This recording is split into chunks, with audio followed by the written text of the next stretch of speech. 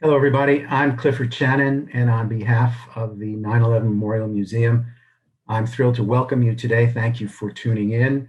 A wonderful program today with Ali Soufan, part of these programs we've been doing this spring that mark the 10th anniversary of the American raid on this compound in Abbottabad, Pakistan, where they found Osama bin Laden. We'll tell you more about a documentary film we've got on that at the end of the program.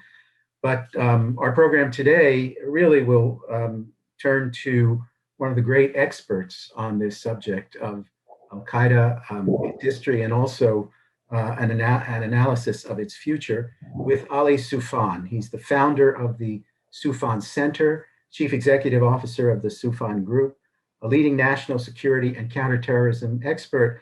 Ali has played a significant role in global intelligence issues for several decades now.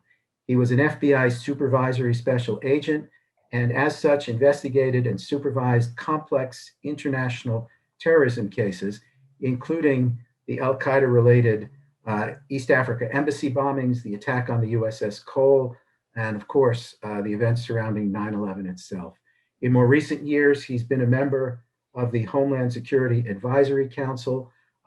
He's written some fascinating books on these matters. He's author of Anatomy of Terror: From the Death of bin Laden to the Rise of the Islamic State, which was and also a New York Times top 10 bestseller called The Black Banners, The Inside Story of 9/11 and the War Against Al-Qaeda.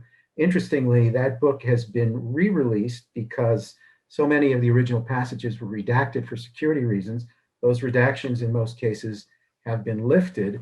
And now the book in release is called The Black Banners Declassified: How Torture Derailed the War on Terror After 9/11. We're going to begin our conversation. Just a note for you in the audience, you can access live captions by clicking the link at the bottom of your screen. And if you would like to submit a question for Ali, do it through the chat bubble on the right of your screen.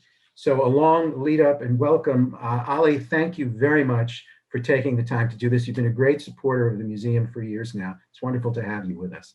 Great to be with you, and it's always an honor to be involved with the 9/11 Museum. As you know, that place holds a special place in my heart. Indeed.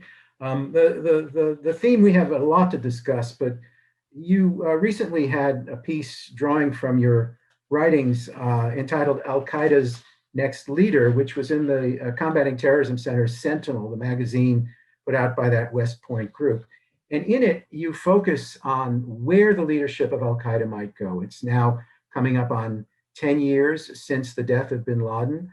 Ayman al-Zawahiri, who was then number 2, moved into the number 1 role. There's even question now about whether he's alive. And in your writing, you focus on someone who you describe as, with the exception of bin Laden himself, it's difficult to think of anyone who's played a more central role in all of Al-Qaeda's formative events than Saif al Adl. Saif al Adl, an Egyptian military officer, been with bin Laden from the early days and with Al-Qaeda all the way through. So let's start by asking where you see Al-Qaeda right now in terms of its leadership structure and the challenges it faces, as well as the threats it still continues to pose. I think one of the issues that we have to keep in mind all the time, that Al-Qaeda did not go away. Bin Laden. Yes, Al-Qaeda, the organization that attacked us on 9/11, doesn't really exist in the same form. But Al-Qaeda after 9/11 shifted its way of operating. So now, after we swiftly destroyed Al-Qaeda and destroyed the Taliban regime in the aftermath of 9/11, Al-Qaeda moved away from being an organization with a strong command and control structure and training camps to an organization to a message, basically. And they started to recruit affiliates around the Muslim world, something that bin Laden did not want to do when he was in Afghanistan. These affiliates, started to recruit jihad jihadis in the Sahel region, for example, in Somalia, in Al-Qaeda and the Arabian Peninsula, especially in Saudi Arabia and Yemen, especially Yemen. Later on, we've seen the same thing in Iraq with Al-Qaeda in Iraq that became the Islamic State in Iraq. And then later on, it also became ISIS. It morphed into ISIS. We've seen the same thing happened today. So after bin Laden's died, Al-Qaeda appeared to focus on domestic issues, on regional issues. And this is not a shift that Zawahiri did. This is actually a shift that Osama bin Laden instructed his commanders to do just before he was killed. Osama bin Laden was fascinated by watching what was happening in the Arab Spring. And he basically told his commanders, and this is documents that we found at his house, he told his commanders that everything I told you before about our jihad, you guys have to forget. Before, he was telling them, you only focus against the United States and the West. He compared jihad to a big tree. And he said, let's say the trunk of the tree is 100 centimeters. If you're cutting down the tree and you're halfway, cutting it down, do you stop cutting in order to cut a branch? So you need to focus on the United States. That's basically, you have to excuse all the thunder in the back here.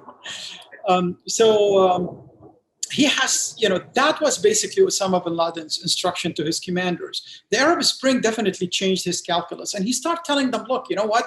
Now we defeated the cross, as he called it, in Afghanistan.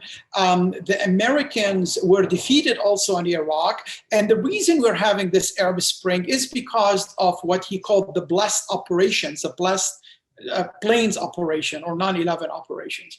And now America is very scared to get engaged in the Middle East to support any of their agents. So now our job in Al-Qaeda is to prevent anybody from filling the vacuums that's going to be existing after these regimes falls. And that is exactly what Al-Qaeda shifted to do. And now we see Al-Qaeda operating in places like Yemen.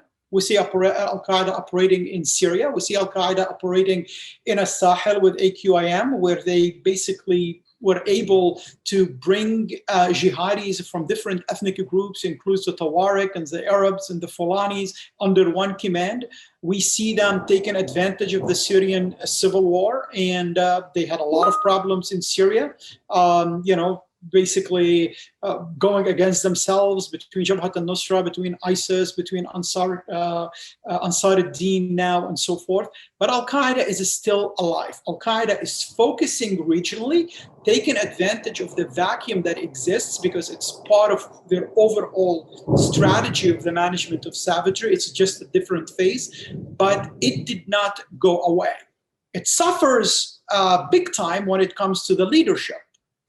Bin Laden's died. Zawahiri, we have no idea what happened with him. He might be pulling a Mullah Omar. Mullah Omar was dead for a few years and nobody knew about it.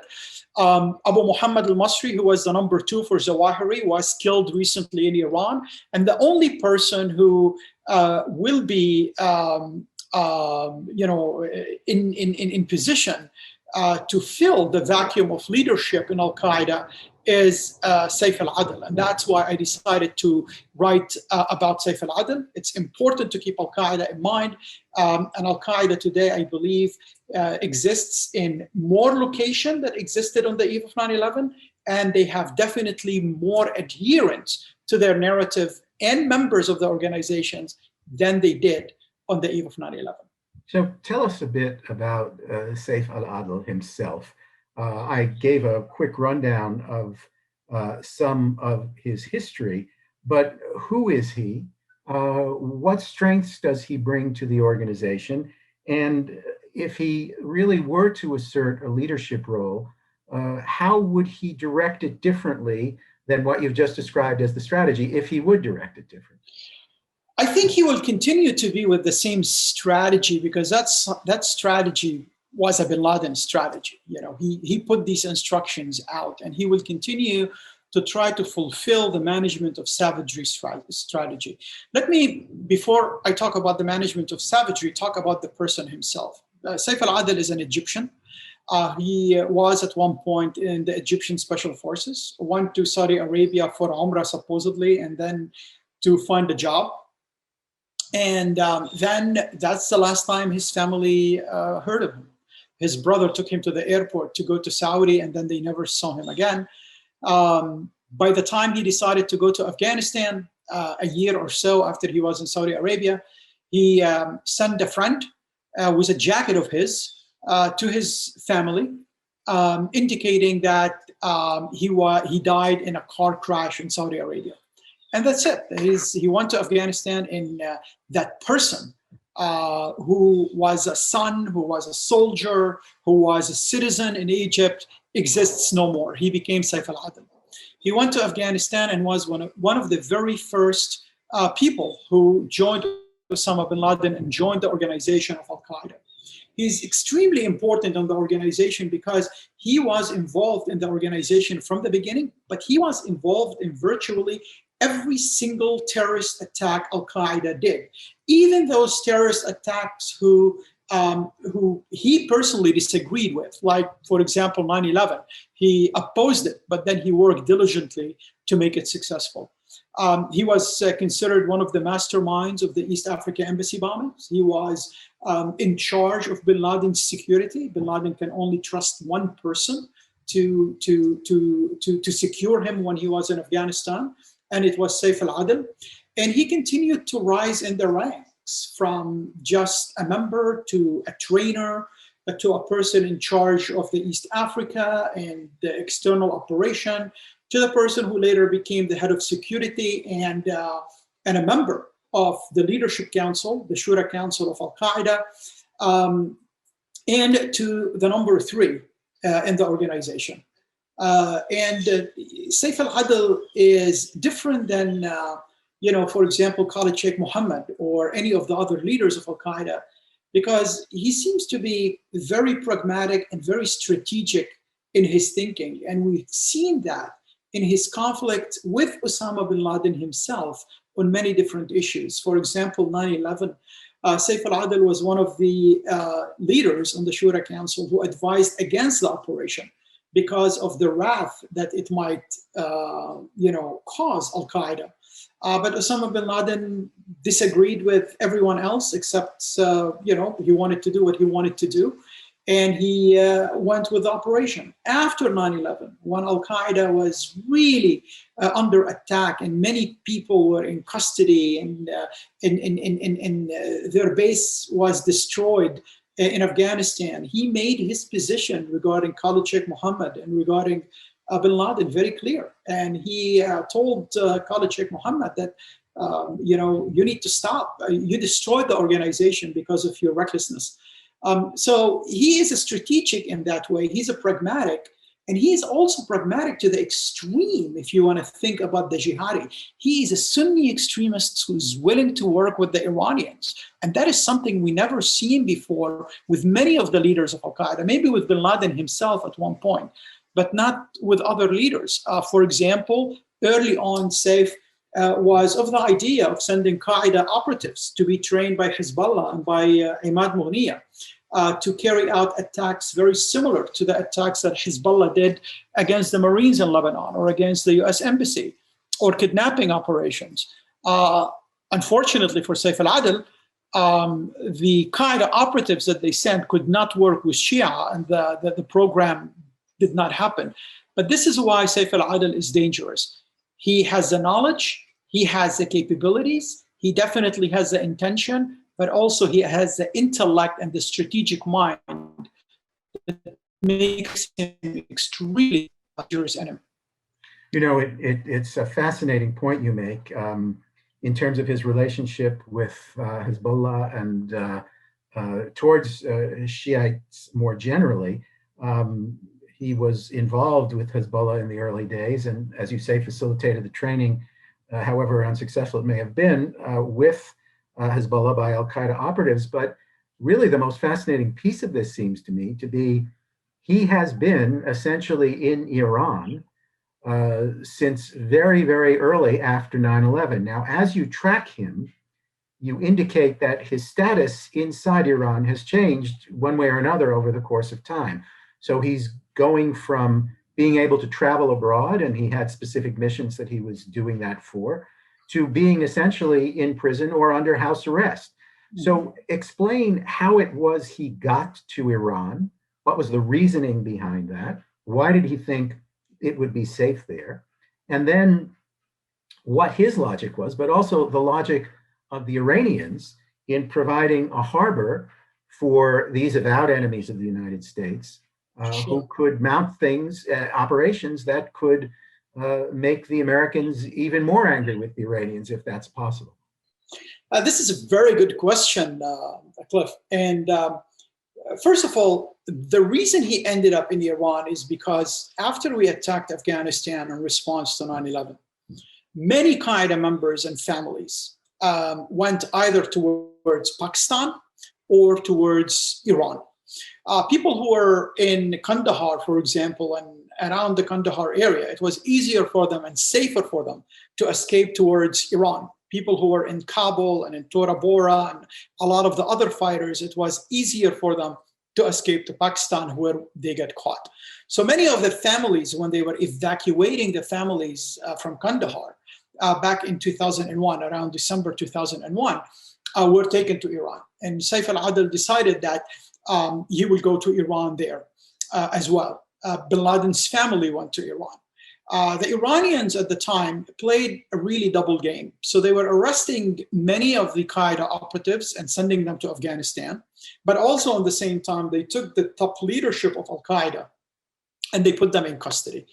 And the reason they did that is because they want a bargaining chip with Al-Qaeda. They wanted to be sure that they can have them under control, not to work against Iran. For example, if you see the letter that Ayman al-Zawahiri sent to Abu Musab al-Zarqawi, when Abu Musab al-Zarqawi was creating havoc in Iraq and trying to create a sectarian war, he already, he was very clear in telling Zarqawi, look, you have to remember that we have hostages in Iran. They have our families hostage. So you have to keep that in mind when you're operating.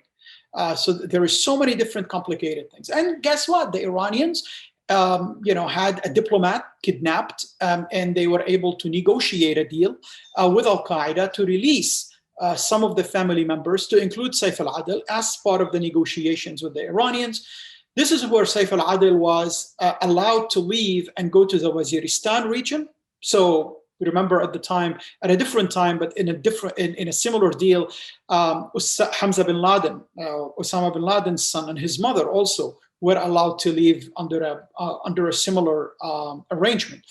So during that time period, Saif al Adl, and that's why I think the whole thing is a little bit, creates some suspicions about Iranians' intentions here, because they allowed him to leave and go to Waziristan at the same time, when bin Laden was killed.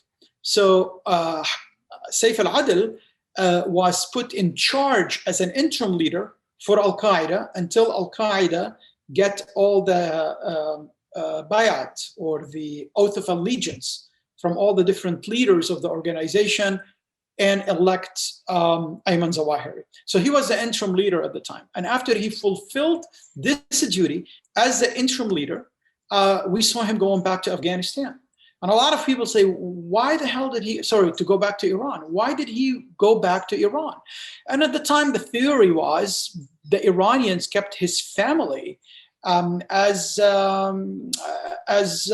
basically as something to use against him at any point. So he went back to Iran as probably the deal that happened at that time. The whole Qaeda leadership, bin Laden's family, Saif al Adl's thing in Iran shifted, as you correctly mentioned, over the years. From time they were allowed to live freely, and then they were put all in custody, and then they moved them one facility to another. And then they gave, at one point, options, especially after the Morsi election in Egypt. Those who want to go back, they can go back. Many of them decided not to go back and continue to stay in Iran. And Hamza bin Laden, and bin Laden's family was eventually released and went back to Saudi Arabia and other places. Some of his sons went to Qatar, for example. They went to different locations. And Abu Muhammad al-Masri, the top leaders of Al-Qaeda at the time, he is number 2. And Saif al Adl continued to stay in Iran. And now it's interesting what's going to happen with Saif al Adl being in Iran, especially if Ayman al-Zawahiri confirmed or Al-Qaeda announced that he is dead. He is the person who needs to be the leader. This is according to a plan set by Osama bin Laden, who's going to be after who. So it is his turn. However, I think it's going to be a significant problem for many Qaeda members to obey a leader who is actually in the custody of another country in a way. And this is going to be very interesting. We have a question exactly along these lines from Jenna, who asks, how do you think Al-Qaeda affiliates would feel about an emir based in Iran? Would this cause fissures within their overall enterprise? Oh, no, yeah, absolutely. I think it's going to create a lot of suspicion. But also we've seen that many Al-Qaeda affiliates have been okay with the number 2 and number 3 being in Iran. We see, for example, the communications between Al-Qaeda in Syria and al-Zawahiri in Afghanistan at one point going through Iran, and they were okay with that. Definitely, people who separated from Al-Qaeda Central raise that point exactly. They say, but how can we trust leadership being in the belly of our biggest enemy, regional enemy, Iran? So this is going to be a problem. And now I think if he is going to be the leader, I won't be surprised at all if suddenly we see him leaving Iran, going to Afghanistan or Waziristan, but his family will continue to stay in Iran. That's what the Iranians did at one point, and I think they will do the same thing in order to guarantee that they have something over his head. Just another question in this vein from JR. In your view, if Saif al Adl is in Iran or within the grasp of the Iranians, do you think he could become a bargaining chip as the US and Iran ramp up nuclear negotiations again? Well, this is one of the things that we did a report about the Iranian nuclear deal just a couple of weeks ago, and that's exactly what we mentioned. It was like, look, what about Al-Qaeda leaders in Iran? What about these people who have American blood on their hands? He was involved in virtually, as I mentioned, every operation against the United States. He is indicted for the East Africa embassy bombing. He is one of the most wanted terrorists on the U.S. List. And we know he's in Iran, and I think we should engage the Iranian about this, about surrendering this guy to face justice in the United States. There's a lot of other component to the Iranian deal, and I understand about enrichment, about facilities, about all these different technical issues that they have to discuss and political issues that's involved in it. But it seems that the Iranians are not willing to engage with anything outside the nuclear issue. So they are not willing to engage on issues with missiles, for example. They are not willing to engage about their, activities in the regions, in Yemen or in Syria or in Iraq or in Lebanon. And definitely they are not willing to engage on issues that have to do with American hostages. We have American hostages in Iran, and the issues of Al-Qaeda in Iran. And I think that is something that we need to put on the forefront and talk to the Iranians about. And I believe, the Iranians probably, when it comes, for example, missiles, Iran's strategy has nothing to do with long-term missiles, right? So they don't want to bomb Rome. They don't want to bomb France. So I think they will sacrifice these things for different stuff. So I think we need to kind of negotiate these things with them. But definitely, I think it is essential to bring up individuals who we know have blood on their hands, were involved in crimes against the United States. They were involved in killing our citizens, blowing up our embassies and our ship in Yemen and our buildings in New York on 9/11, being in Iran, and we're not asking for them to be surrendered to the United States. I think this is really sad, frankly. Let me ask you, you said before that whereas pre-9/11, Al-Qaeda was operational, it had training camps, it had a command structure, command and control. Now you say it's more an idea, or perhaps broadly a movement. It was after 9/11. Yes, yes. It was after. How does it operate today, do you think? It's got to be much more decentralized. You say the local affiliates are the ones driving it. Is Al-Qaeda Central still a threat in terms of operations? Would Saif al Adl, because of his extensive operational experience, be able to mobilize greater threats than Zawahiri, or however the organization is structured now? I think Al-Qaeda Central is still important. However, it is weak because nobody knows where Zawahiri is, and Saif al Adl is in Iran. So it's losing that stature that it had before, that it had, for example, at the early days of Zawahiri, or that it had under bin Laden, right? And we've seen that stature being weakened and weakened after their affiliates in Iraq and Syria said, yeah, we're going to establish our own caliphate and we don't care about who's Ayman Zawahiri. And we had ISIS. So, but it's still there in an advisory role and in taking the final decision on a lot of things, because the bay'ah, the allegiance, the religious allegiance, is to Al-Qaeda leader, and in this case to Ayman Zawahiri. So many times when they are debating different issues in Syria, sometimes to include a ceasefire, they used to go back to Ayman Zawahiri to take his permission on these kind of things. The same thing we see in Yemen with Al-Qaeda in the Arabian Peninsula. The same thing we see in Sahel with Al-Qaeda in the Islamic Maghreb. So the role is still there. But I think one of our successes has been to weakening the Qaeda Central and creating a distance between it, operational distance between it and between the affiliates. So Al-Qaeda operates today a little bit different than they operated under Osama bin Laden. Under Osama bin Laden, the command was very strong. We've seen that in his papers. We've seen him putting himself in the middle of a negotiation, for example, between the French government and Al-Qaeda to release hostages in a Sahel region. We've seen him telling the Somalis, in a Shabab movement, what to plant in their area. We've seen him, trying to kind of like put himself in the middle of even the training curriculum for new Qaeda operatives, selection of leaders and operatives.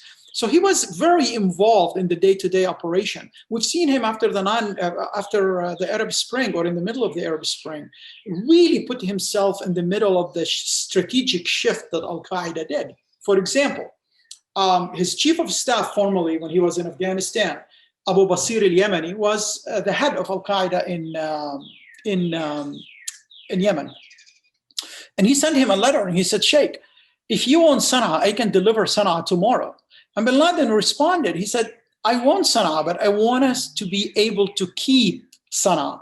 So just to stick to the plan. So what is the plan? The plan is basically the management of savagery, and it has three different phases. Phase one, you do terrorist attacks in order to weaken the international order and the regional order. Phase two, you take advantage of the collapse that happens because of phase one, and you prevent anybody from filling the vacuum, right? You will have people in your area depend on you for security, for social services, for everything, for safety. Three, because of that relationship that you have with the population, they will start liking you and loving you. You don't force Sharia on them. You have them come to it. Phase three, you establish estates.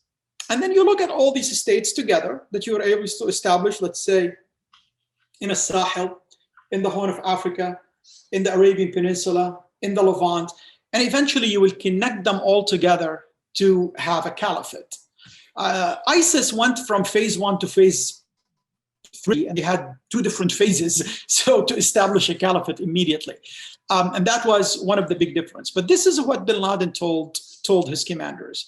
And he basically said, I know what I'm telling you is really concerning, because that means a lot of people have to die. A lot of Muslims have to die. And then he repeated, we have to kill them to save them. That's basically his own position on this. We're going to create chaos. We're going to create violence. We're going to continue to have wars. So no one will be able to fill the position of Ali Abdullah Saleh in Yemen or Muammar Gaddafi in Libya and so forth. That vacuum is very good for us, is essential for phase two. And that's exactly what Al-Qaeda is operating today. And they operate in a way a little bit different than ISIS.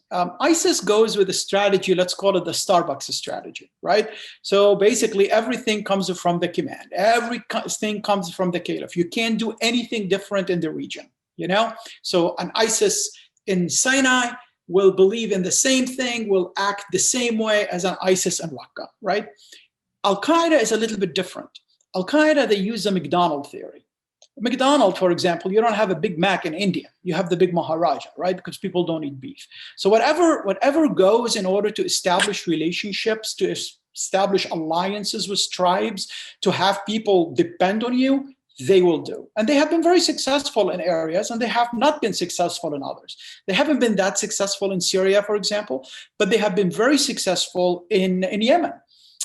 Before the Arab coalition war in Yemen, Al-Qaeda was about 700 people. Now Al-Qaeda is about 8,000 people. So they have been successful in this. Now, we have to keep in mind that those 8,000, right, are not all dedicated to Osama bin Laden like the 400 he had before 9/11.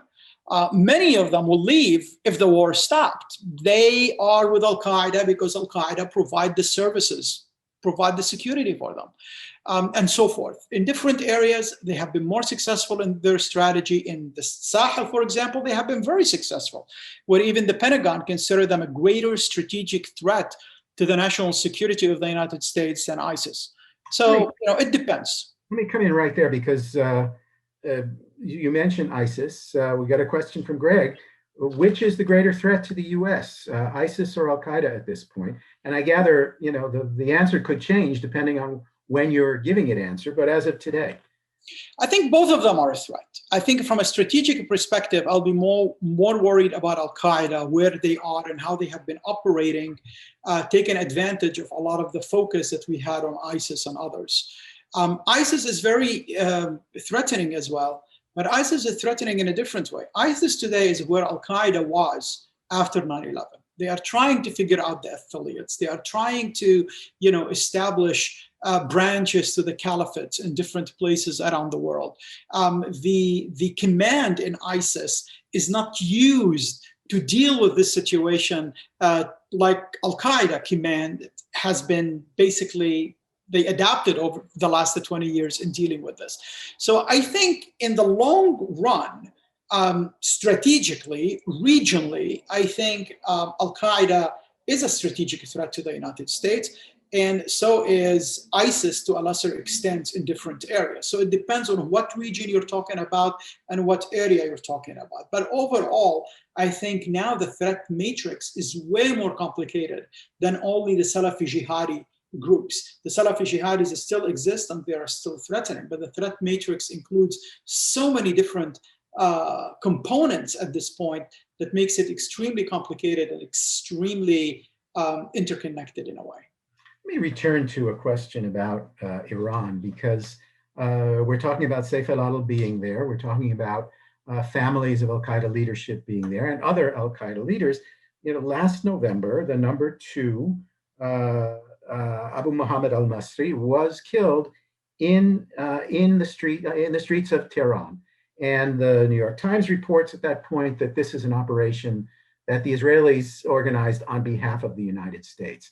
We know also of various kinds of operations that have gone on in regards to the Iran nuclear program, which are attributed to Israel.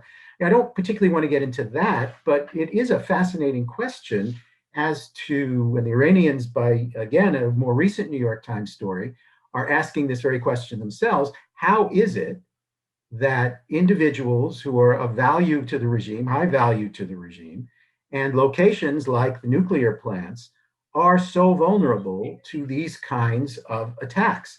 What is going on in Iran in relation to these security failures, do you think?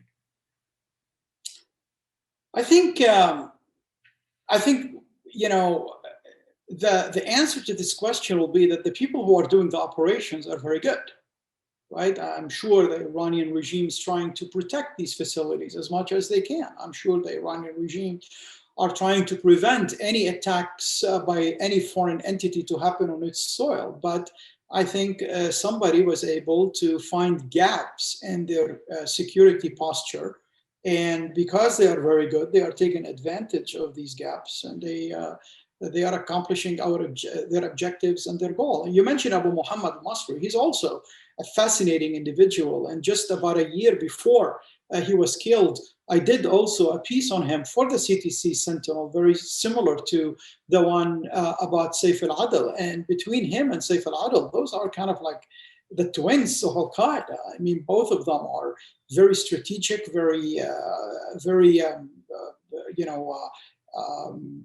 capable operatives and original members of the organization that has been with Osama bin Laden from day one. So his loss for Al-Qaeda was a huge loss. And just think about that. His daughter, who was killed with him, I believe, in the operation, she is the daughter of Hamza bin Laden, bin Laden's son. So there's also the marriage alliance between these two. The wife of Hamza bin Laden at the time, the widow. She is the wife of Hamza. Abu Muhammad al-Masri's daughter is the wife of Hamza bin Laden. Yep. Yes. Someone asked. They get married in an Iranian jail. Leonardo asked, speaking of Hamza bin Laden, who has been killed, the reporting at the time was that he was in line to become the leader of the organization. I don't think anything in the Abbottabad document supports that, but do you think that he was in line to become his father's successor? Yeah, I think there was some stuff in the documents, if you read between the lines, that suggests something like this, but it was early on, right? So, for example, there was all these dreams that bin Laden's wife was seeing about Hamza calling the adhan, the call for the prayer, and leading with saying the poem that he said after the USS Cole. There is there's a letter from Hamza's mother that telling him, your father have a big plans for you, and he wanted to teach you himself. So there is a lot of indication, but at the time was Hamza, bin Laden didn't even meet him yet. So, but there is something that gives you an idea about the mentality. But what happened after bin Laden's death and the way Al-Qaeda leaders were continuing to, like, for example, Hamza, before he died, he was talking to his dad about who are his teachers and who taught him religion and who taught him jihad and who taught him all these kind of things. And it was basically Abu Muhammad al-Masri and Saif al Adl and all the leaders of Al-Qaeda who were with him in custody. So he had access to the leaders of the organization more than his dad in the last, when he was growing up, because most of them were in Iranian custody. So yes, I believe that they had a plan for him down the road to be a leader. And I think Al-Qaeda's plan came after the ISIS divide, because I think they wanted to put someone else that have the capability and that they remind people, not necessarily the capability, have the name, and it will remind the jihadis of Osama bin Laden. And that's why in all the statements that Hamza did, he always talked to all the jihadis, not only Al-Qaeda, never attacked ISIS. That was a job for Zawahiri to do. And he continued to be kind of a unifying figure, mentioning, basically the rhetoric and the narrative of his father from the 1996 Declaration of Jihad and on. So yeah, absolutely. I think they had a plan, the leadership for Al-Qaeda, that Hamza bin Laden might be the second, the shift to a second generation in Al-Qaeda, the shift in leadership to a second generation. But I think the US government was way ahead of them on this, and they eliminated that threat. We're going to talk a little about Afghanistan in a moment, but coming back to Saif al Adl, he is someone who was really important in terms of the relationship between Al-Qaeda and the Taliban, in terms of both the original nature of that relationship, but ongoing ties in the years since. Is that a particular value that he would bring to the leadership at this point in time? We'll talk about the announced U.S. withdrawal in a moment, but if Afghanistan is going to be at risk from the American point of view at some future moment. Is Saif al Adl well positioned to reignite those relationships, strengthen those ties again? I think these relationships never went away. I think Al-Qaeda is still, fight with the Taliban. They still have operations in Afghanistan. The leadership is still in the Waziristan area and the tribal area under the protection of the Haqqani network. The head of the Haqqani network is the number 2 on the Taliban. So these relationships never went away, and we were just asked by the Taliban to take their word for it, that it won't be a threat down the road. Well, we took the word for it in 1996 and 1998 and in 2000. And then towards the end, we ended up in September 11. So I think it was a mistake just to take the Taliban's word for it.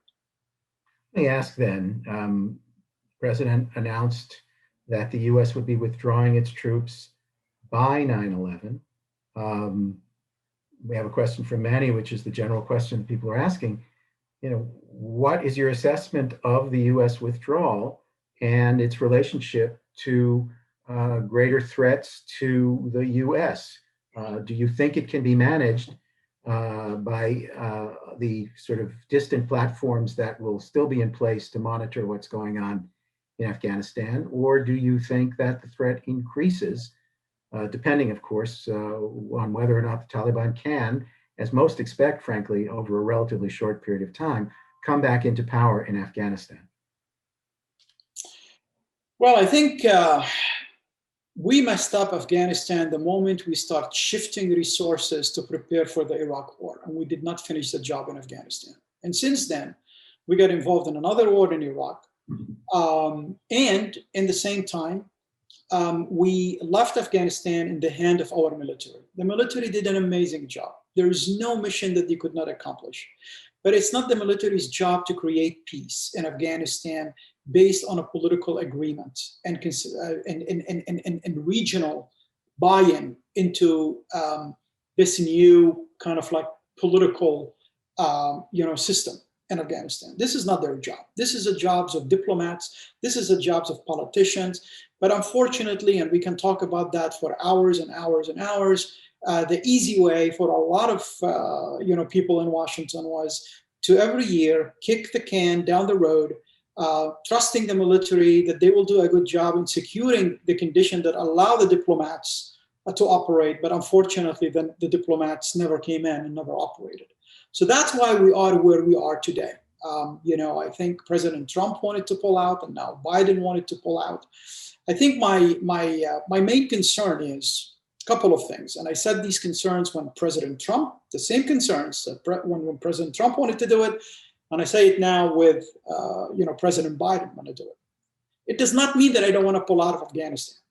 I think it's the longest war in our history, and we definitely need to bring the troops home. But also at the same time, we have to take advantage of this situation in order to create not only an agreement between us and the Taliban, but also an agreement between the Taliban and the Afghani government and the different components of the Afghani society. Because it's not only about the Taliban. There are different ethnic groups. There are different factions in Afghanistan, and I think all of them need to be on the same wavelength. Unfortunately, I think we're still far away from creating that agreement, the inter-Afghani agreement, if you want to call it. Also, at the same time, I think we need to figure out what's going on with the Pakistanis, with the Indians, with the Iranians, with the Russians, with the Chinese. All of these countries have significant interest in Afghanistan. And my fear is the moment we pull out from Afghanistan, the Taliban, and I'm convinced, will do what they did after, when they took Afghanistan and, killed Najibullah. I think Afghanistan will fall into their hands, unfortunately, because there is nothing in place to stop them from doing so. So this is number one. This is one of the reasons that I'm really kind of like concerned about this. The other reason is, if we want to have some, you mentioned, bases, faraway bases to observe what's happening in Afghanistan and interfere if there is a threat. Because I can guarantee you, Al-Qaeda is going to be there, and there will be threats. And they're going to be using it as a propaganda win for them. Eventually, they're going to do it anyway. So this is not the reason that we shouldn't pull. But we need to have bases to monitor the situation. My concern is, where are we going to have these bases? If they are not going to be in Afghanistan, we cannot trust the Pakistanis on this. They have their own agenda. Actually, the Pakistanis don't want to even have peace in Afghanistan and pull out from Afghanistan. I truly don't believe they want that, because that is going to be viewed as a win for the extremists, and that's going to kind of like empower the extremists in Pakistan. And we start seeing that in the last few weeks inside Pakistan. So Central Asia, well, we tried Uzbekistan at one point in 2005 or something, and they shut down the base because those are under the strategic influence of Russia. So how are we going to deal with this if we're going to be engaged? If we're pulling from Afghanistan to be engaged in a near power competition or in a great power competition, how are we going to deal with the situation, and where are we going to put these bases to keep monitoring Afghanistan? And now the United States, after all the blood and the treasure that we spilled in Afghanistan, we're looking like a beggars trying to figure out a country to give us a base in order to monitor the threat. Now, the third element that really concerned me, and it went under my skin, is for some reason, and I have no idea how, at least in the president's speech, it was connected to 9/11. 9/11 was uttered as part as us pulling out from Afghanistan. And I think, frankly, that is something that we're going to regret down the road. And that's, Al-Qaeda, they are already writing their speeches for 9/11, and they're in 9/11 message now. Bin Laden and Mullah Omar told them that's going to happen. And unfortunately, I have no idea. We had 364 days of a year to select from, a date to pull out, and I have no idea why you mentioned 9/11. Maybe it could have better to mention Bin Laden's death. Maybe it's better to mention a win, but not a tragedy that caused us to be there in the first place. I think that wasn't, at least that wasn't well thought of. Ali, in your analysis of the risks, which are, I think, pretty clear, we've had 20 years to do many of the things that you talked about us needing to do now on the way out. And those 20 years have given us really no success in any of that direction. I mean, the question becomes, if we pull out and the government collapses and military forces collapse, I mean, what are they defending, and who are they? What do they represent? It's a terrible dilemma, because we still have security risks there. It is a terrible dilemma. And remember, when the Soviets pulled out of Afghanistan, they kept the regime. They thought they had something like Najibullah, and that did not end well. And then the jihadis said, hey, we already defeated one superpower. Now we have to defeat the second superpower. And that was basically the premises of Al-Qaeda. Right? And they're going to say that, hey, that's exactly what happened. I'm not saying that we need to finish all these things now, but there's a lot of things that happen in a year and a half. We engaged with the Taliban. We have negotiations face to face. I think we need to take advantage of the negotiation and advantage of us being there. We were able to accomplish that diplomatic engagement. And I think Khalil Zadeh is doing a fantastic job in dealing with a very difficult situation. And try to kind of take into account a lot of the other things. Now, other countries are jumping into this and trying to take advantage of the situation, because regionally they want to fill that vacuum.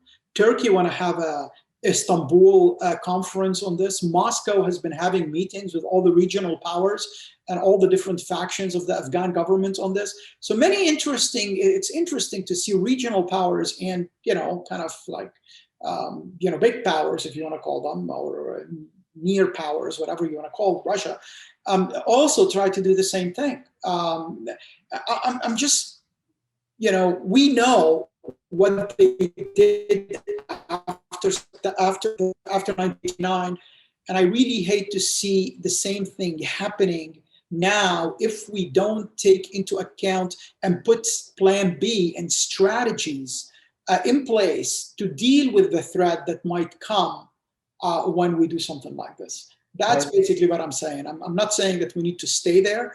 As I mentioned at the very beginning, we have been there for 20 years and it has been a mess. Yeah. We had a lot of strategic successes in the war against terrorism, but unfortunately, all our strategic successes, was concluded with a big strategic failure. Yeah, yeah. No, it's fascinating. I mean, given all of the other interests involved, I guess the question, really becomes: is there a minimal win for the United States under these circumstances, which would, I assume, be limited to the security threat of Al-Qaeda or others coming out of Afghanistan? But that doesn't do anything in relation to all the expectations we built up and created, whether it's women's rights or minority rights or a functioning government as we tried to sustain it. And all of that may simply disappear, even if somehow we can be guaranteed being too strong a word, but even if we can have some assurance that the Al-Qaeda threat will not come back to haunt us in Afghanistan. Sure, and you know what? You have to keep in mind something else that fits with in addition to everything that you accurately, described and mentioned. When the Soviets pulled out of Afghanistan, most of the Muslim world was very stable and secure, right? Now we're pulling out of Afghanistan, and the jihadis are in Syria, the jihadis are in Sahel, the jihadis are in Yemen, the jihadis are in Somalia, the jihadis are in Southeast East Asia, the jihadis are in so many different places around the world. So the dynamics is very different. And now, not a lot of people talking about jihadis because we're focusing about our own domestic mess and our own international position in the world that has been hammered tremendously in the last few years. But that does not mean just because we're not seeing it, on cable news and in the newspaper that the threat went away. Ask the people in the region how they are still suffering because of that threat. So how these people now are going to view us pulling out of Afghanistan and are going to be resilient to Al-Qaeda's propaganda that basically is going to capitalize on another moment of defeating another superpower in Afghanistan. That is something that we have to keep in mind, and that's something that we need to plan for in advance of us pulling out of Afghanistan. Because if we don't, I think it's going to be worse than the Soviets pulling out of Afghanistan. Let me ask you, because one could deduce from that, a very, frightening statement that, looked at today, 20 years after 9/11, in some sense, both in terms of numbers, in terms of spread, and even in terms of kind of ideological momentum, do you think that the position of the jihadis, putting aside the differences between Al-Qaeda and ISIS, but that the movement, if one takes it as a single movement, in some ways, as you described, it sounds like in a better position today than it was 20 years ago? Well, it went through ups and downs, but yeah, absolutely. Today, I think if you're a jihadi, you think the situation is way better. You have regions in the world where you can operate safely. You have, more people, more tribes supporting you. That's something you never had before. For example, like places in Yemen or in a Sahel region. It's not only that you have to travel to Afghanistan in order to feel that you're with your group. You can be in Somalia, you can be in Yemen, you can be in Chad, you can be in Algeria, you can be in northern Nigeria, you can be in the Philippines and some places in the Philippines. So there are so many different Kandahars all across the Muslim world. That's something we never had before. So yeah, if you're a jihadi who doesn't like authority, who doesn't like governments, who doesn't like structure, absolutely, you have way more freedoms today than you had before 9/11. And that is concerning. And presumably, I guess, in your view, the withdrawal from Afghanistan, if it's not handled correctly, reinforces that narrative. Yeah, absolutely. Absolutely. There's no questions about it. I mean, we don't have to reinvent the wheel here. We've seen what happened after the Soviets pulled out of Afghanistan before. And to think that the same thing can happen again and we expect different results, that is insane. I want to thank Ali Soufan. As always, Ali, just a remarkable conversation. I'm taking a moment now if all of you would stand by for a moment, just as a couple of things to tell our audience about. First off is a call to action for you. This Sunday, April 25th, is the museum's annual 5K run walk. And of course, under these circumstances, it's different than it's been in the past. We're not going to do this in person. The event, on the other hand, since it's not located around the Memorial Museum, will be nationwide for those who want to participate. And you can do so by signing up online and logging your activity through Strava. That goal is to collectively, everybody involved, run or walk a total of 20,000 miles in acknowledgement, of course, of the 20th anniversary year of 9/11. And as every year, this event will provide an opportunity for all of you to come together to remember a loved one, someone killed on 9/11, to honor the service of first responders and frontline workers, and to build a sense of unity and hope as you connect with colleagues, family, and friends. So please look to our website to register for this Sunday's annual 5K run walk. I also want to tell you about a public program that we have next week, Wednesday, April 28th, at an earlier time for us than usual. So April 28th at 12 noon. And this is going to mark the 10th anniversary of Operation Neptune Spear.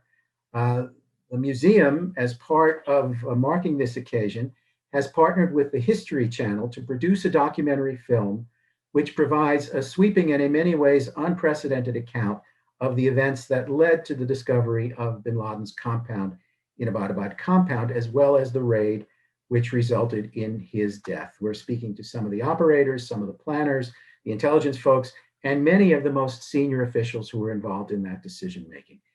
Next Wednesday, the 28th at noon, I'm going to be joined by two of these key decision makers from the raid period. Robert Gates, who was then the Secretary of Defense for President Obama, and Leon Panetta, who was then the director of the CIA. Both of them featured in the film, featured in the exhibition that we've had in the museum the film is based on. And they're going to join us for a very special program to discuss how policy, intelligence, and military decision-making converged during the hunt for bin Laden. And as a special preview, I just want to show you a brief trailer for the film. So take it away, Henry. On the History Channel. So that's exciting. Sunday, May 2nd, 8 p.m. Eastern Time and Pacific Time, by the way.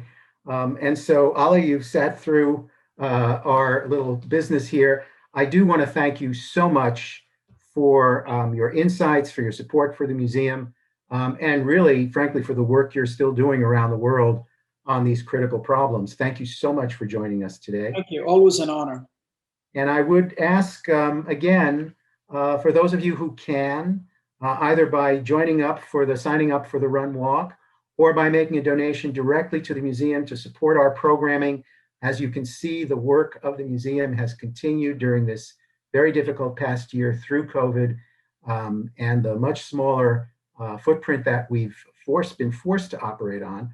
But creating these programs like with Ali that reach across the country and around the world, no longer in the auditorium, though I do miss our auditorium programs for those of you who are local. But if you can find it in your means to support the museum, we would be very grateful. And on that note, thanking Ali Soufan, thanking all of you. This is Clifford Shannon on behalf of the museum. Have a great day. Thank you.